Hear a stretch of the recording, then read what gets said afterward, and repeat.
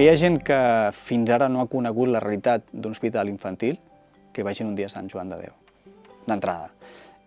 Veurem quina sort que tenim, no?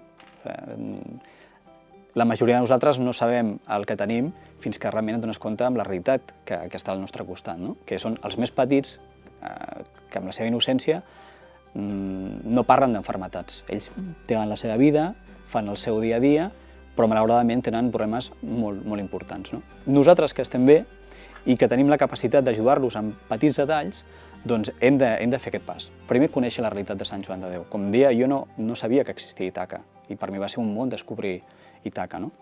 A partir d'aquí, una empresa que genera beneficis seria quasi obligatori que poguessin destinar una part dels seus ingressos a les ajudes. Hi ha molta gent que ho fa, però jo crec que tothom encara no som conscients d'aquesta realitat, no? O sigui, d'un percentatge, 1% del que guanya una empresa hauria de destinat com a mínim a aquest tipus d'ajudes, no?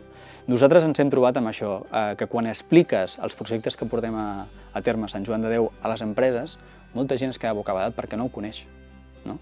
I llavors estem fent de transmissors, volem també crear una gran cadena d'amics perquè al final molta gent a la ciutat pugui de forma voluntària col·laborar, no? És el que està passant aquí a la ràdio. La gent, els meus companys, de forma ja voluntària, ells volen col·laborar en projectes amb l'hospital.